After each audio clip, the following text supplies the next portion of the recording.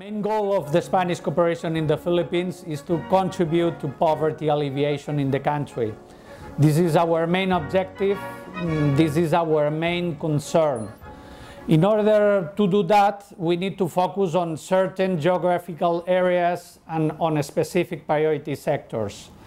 In the case of the Philippines, the geographical areas are Bicol region and the whole Mindanao, Mindanao Island, particularly the regions of Caraga and Zamboanga.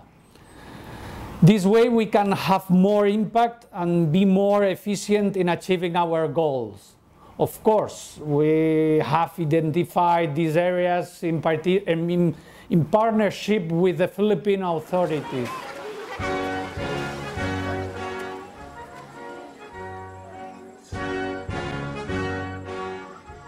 InteRed está trabajando en Filipinas desde 1996 y principalmente es para apoyar a las comunidades locales a potenciar su propio desarrollo, para mejorar su calidad de vida.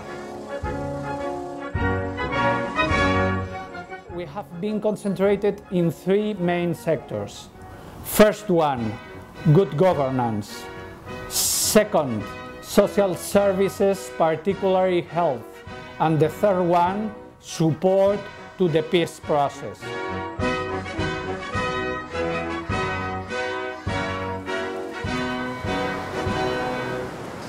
Okay, maayong hapon sa inyong tanan. So, ang atong meeting karon mag-isgutan ini atong monthly meeting may tungod sa tulo ka importanteng agenda. First, katong farm to market route nga kita gipialan sa pagbantay. Comenzamos a trabajar con una visión de desarrollo integral que abarca todas las dimensiones del desarrollo humano, ¿no? Nosotros pensamos que el desarrollo no es un fenómeno que se importa de otros países, sino que tiene que nacer de la base de la sociedad civil de los países con los que trabajamos y, por lo tanto, el papel de InteRed es apoyar a organizaciones de la sociedad civil para que sean ellas promotoras de su propio desarrollo. Esto quiere decir que las iniciativas, cualquier iniciativa, lo que la gente conoce como proyectos o como convenio en este caso, no surge de una oficina o un despacho de InteRed.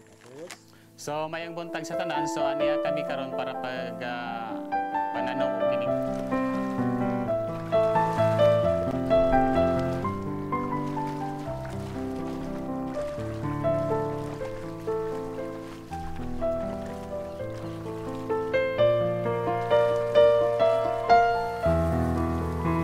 El objetivo principal es mejorar las condiciones de vida de cada de los miembros de estas comunidades, que puedan ejercer sus derechos, que puedan tener los servicios básicos necesarios, que puedan desarrollar una acción política o decidir con los gobiernos locales sobre lo que son cuestiones de su vida diaria. Kadto ang ipasabot sa gasa may tungod nga sa pag-partnership sa local government unit sa barangay o ngadto sa gasa. And out of 13 member of the Barangay Development Council, 5 is absent but 8 is present, meaning are in quorum. So let us proceed to our topic this afternoon. Only the Barangay Development Council report. We will give the time.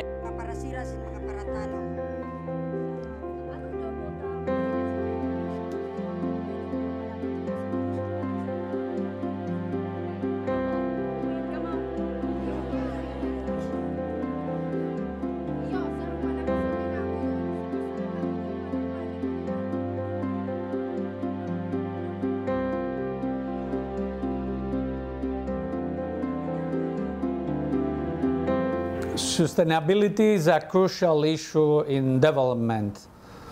For us, the main challenge for the sustainability of our intervention is the involvement of our local partners into all our interventions. This involvement is structured at different levels. The involvement of the LGUs in our project, because the projects are being implemented at the local level, the involvement of the central government in our project, as the government counterpart of our projects in terms of budget allocation, is crucial for the sustainability of the activities. Finally, the involvement of the project beneficiaries and the civil society in general, because without them, there is no project at all. They play indeed a key role into the sustainability of our interventions.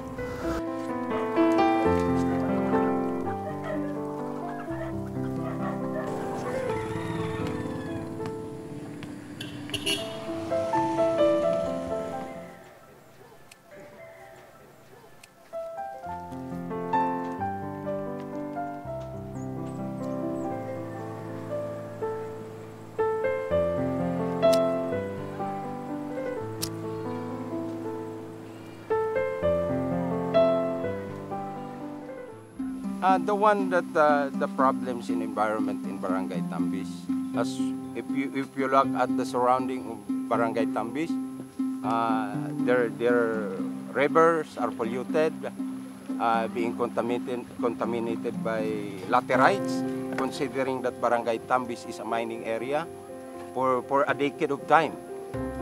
Then the last one, the scarcity of potable water system, the drinking water and for washing, for the household use. Then the other one is the economic problem. Even though they are sitting a pot of gold, but the majority of the people in Barangay Tambis are in a poor situation.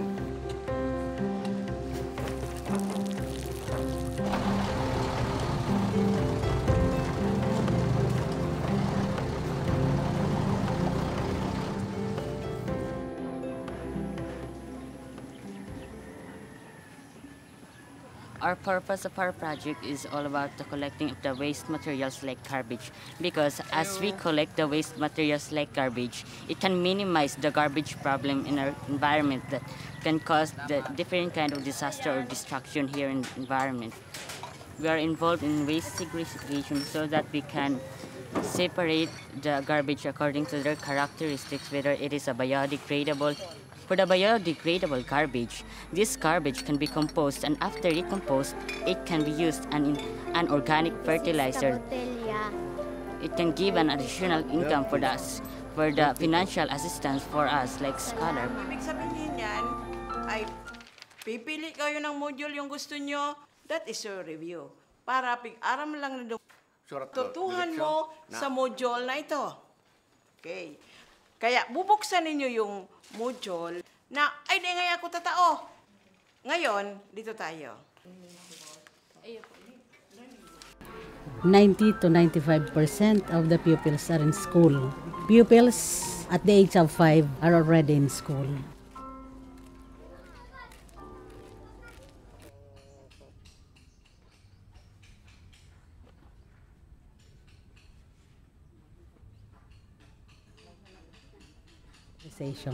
We need to have also this modern technologies in education.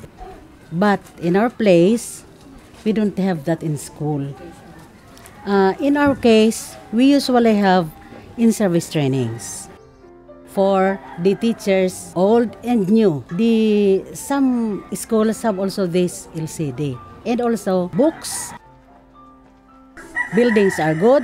Of course, it is an inspiration for the pupils to go to school, because when it rains, they will not be, the rain will not get inside their classrooms. They will have enough time to have the learning teaching process.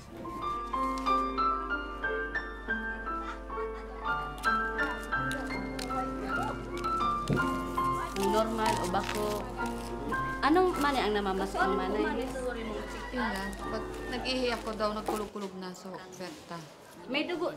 Mayo kita ng hepa, kaya sa sunod na lang na immunization.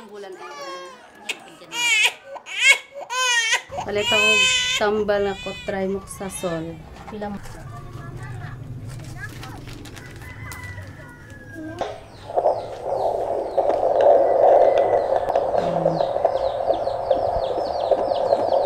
Teka. Ayan.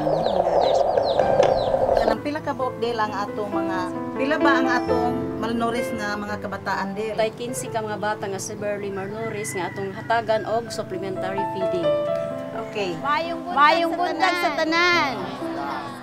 Mga nanay, ang atong leksyon nga pagka-grupo nga pagkaon. Unsa man ang tulo ka mga nanay mo na kini ang mga sangkap sa pagkaon nga atong gipreparar karon para atong ipakaon sa inyong mga anak. Ani karon ang go. Ang go mo na siya ang kuan ka rice. We believe that the Philippines have three main challenges to address at present.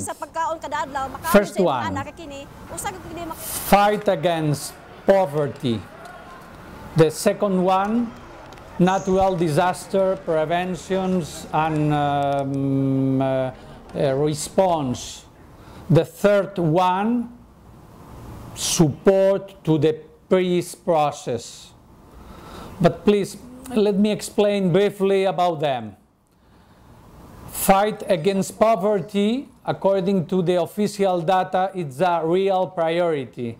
Why? Because the official data in poverty in the Philippines are 27.4%, and that means that 27.4% of the Filipino people live below the poverty line. Not addressing it properly could jeopardize the economic growth of the country, and for that reason we consider crucial to support the public policies intending to reduce the poverty rate in the country. The Philippines is one of the most vulnerable countries in the world to natural disasters. Unfortunately, the Philippines is hit for many typhoons, tsunamis, and other volcanoes and other disasters. For that reasons, we are working hand in hand with the Filipino authorities and the civil society to minimize the adverse effect of these natural disasters.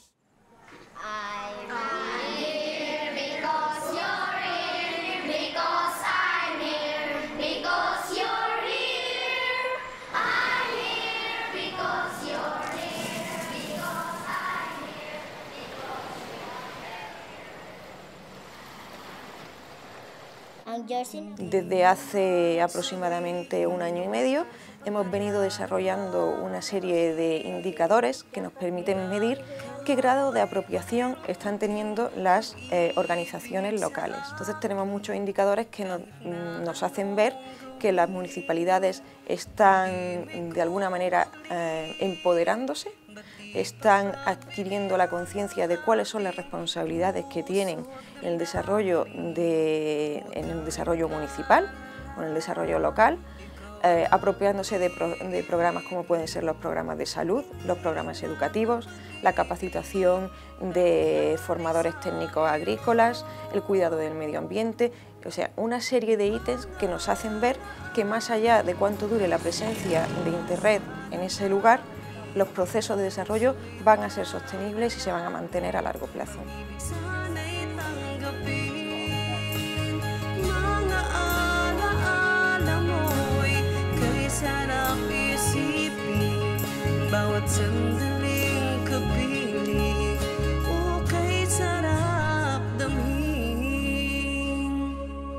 Hanggang kailan maghihintay upang iyong sabihin itinatagong pag-ibig mo kailan makakamit.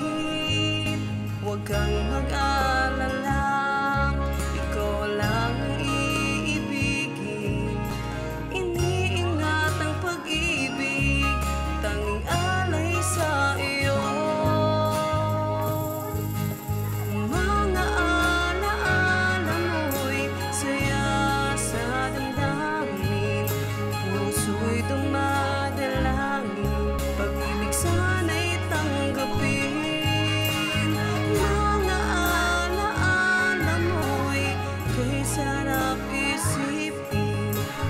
Sandaling kapiling sarap